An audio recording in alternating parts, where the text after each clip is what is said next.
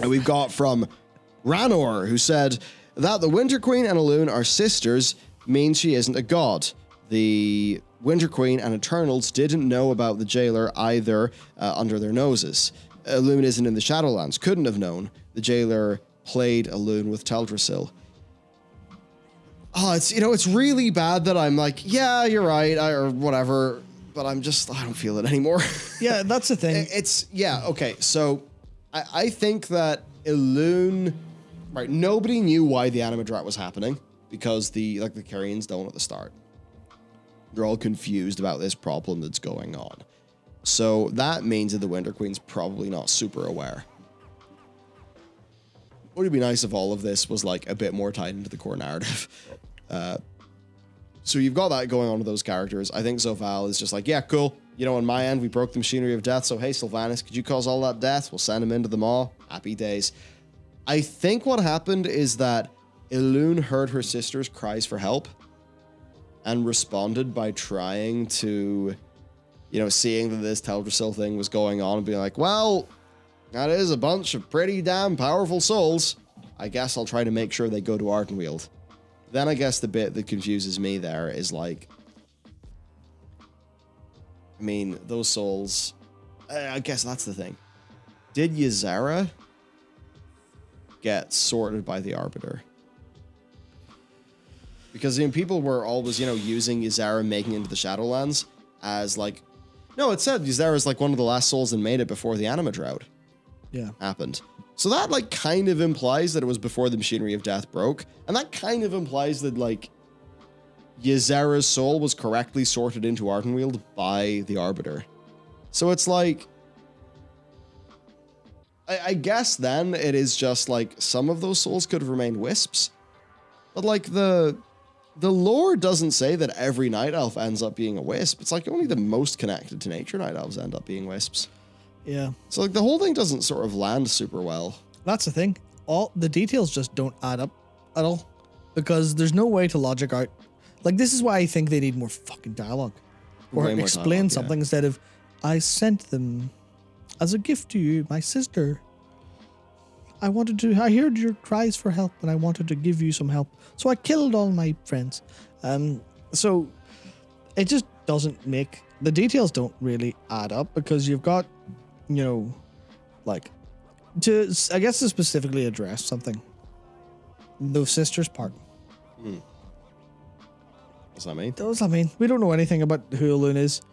And I think that saying, they say sister, because obviously their idea of sister is probably very different. Also, how much power have any of the Eternal Ones seemed to show over their realm? Why would Xal'atath call Elune an upstart goddess? None of the rest have been called anything like a god or anything like that. Well, I think it's just because, Elune is the like plucky rogue of the life pantheon. Yeah, but goddess.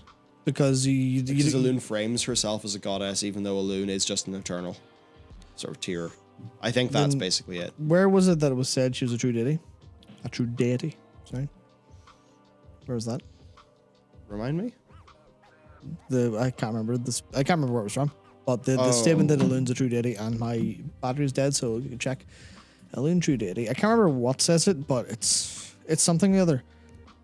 But I feel like I'm not 100% sure on the sourcing. Yeah, because I feel like if you check Wikipedia, it'll probably say because it'll be Elune described as this. Probably say, but the thing about that is there's a lot of assumptions placed in what the word sister means. And I don't think it means literal sister. If it does, then we've got some weird stuff going on with how much influence Elune has.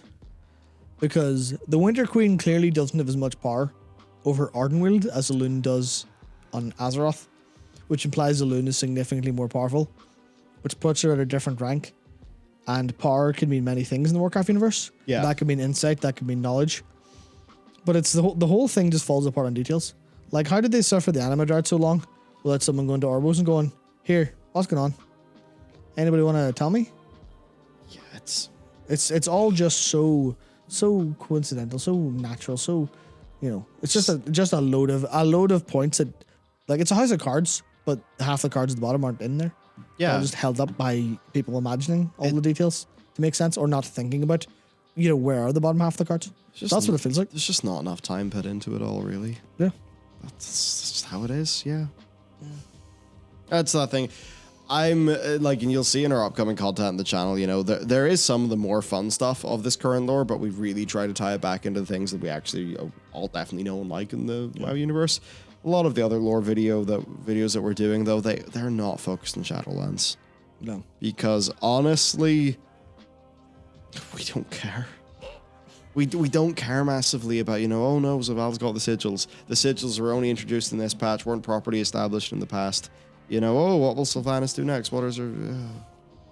It's all just became like, you know, it's just so tiresome, you know? It's just so tiresome. I mean, what we like is just the sort of the good classic Warcraft feel. And they're kind of going quickly away from that into these big reveals and big emotional moments that are now missing more than they're hitting the average player, which is like just not how to do it.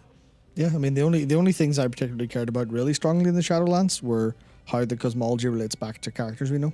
Yeah. So I care about things we heard about the light because I care about the Naru. I like the Naru. I like the light storyline. I like what the light storyline means for characters in Azeroth, and how the, you know, like I'm never going to see it, but I would love to have a big bit, just a massive quest line, like maybe not a ton of quests, maybe not the most interesting, but just a lot of dialogue and a lot of people experiencing what it's like to understand the light. You know, you walk into the chapel in Stormwind. And then, you know, someone comes in and starts shouting about the Naru. And all the regular worshippers are just like, what the fuck are you talking about, you dickhead? And then Tralling comes in and starts, you know, explaining things. And everyone's like, this is kind of weird. What happened to, you know, our old beliefs? Like, all your old beliefs are shattered. Like, I'd love to see stuff like that. That's the stuff that makes the world feel real. I mean, here's actually an even better example, right? And this is something that always sort of annoyed me. Warlocks existing in the game. I've joked before, I mean, long before Anytime Stream, Warlocks shouldn't exist in World of Warcraft. Oh, sorry, that's a big one. Warlocks should exist in World of Warcraft, of course. But Warlocks as player characters, there's a lot of stretching to make that happen. I'm okay with some stretching to get class. Because historically in the Warcraft setting, Warlocks are deeply frowned upon. Because they were historically mages who went horribly. And they kind of did a bit of that. Because, you know, I mean, you can see that because, like, all of the Warlock class trainers are hidden at the back or hidden around the corner or down in, you know, the basement of that pub in the mage quarter. Yeah. That stuff's really nice. And I'd love to see more of that. Like, now that the Burning Legion is gone, are Warlocks going to be significantly more in the fray, in the forelight, in the front of things? Where was the Warlock redemption arc? Where everyone goes, right, Legion's dead. That means you're no longer going to summon a Legion agent. You're going to summon the more chaotic Force of Demon. So it's still risky, but we trust this order of Warlocks to be able to handle summons now. So good stuff. Because otherwise, what should have happened what should be happening is an Orc standing there as a warrior fighting, and a Warlock summons an Infernal beside him, and the Warlock turns around and goes, what is that doing here? And starts swinging at it. It's like, there's some of that stuff will be fine, but it's the idea of just, where's the flavor? Where's the movement of the world with these grand events? That's it, yeah. It's just too focused on, you know, small cast of characters, big events, but like not enough in the world. And it's an MMORPG virtual world. It's obvious where the focus should be. Yeah, where's the, like, imagine how vindicated a Warlock character would feel if they, you know, they kind of felt a little bit like shit because their class order hall was always in the back. Maybe they enjoyed it. And then later on, there's like, you know, out in the front, there's Warlocks standing by the mages going, yeah, hey mages, do you want to know how to make your fire a little more potent? If you put like one speck of green in the middle of all of this? Because I mean, even Incinerate's not necessarily fell because it's orange. That stuff, just do that stuff. That'd be sweet. Yeah, but, you know, that's not their focus.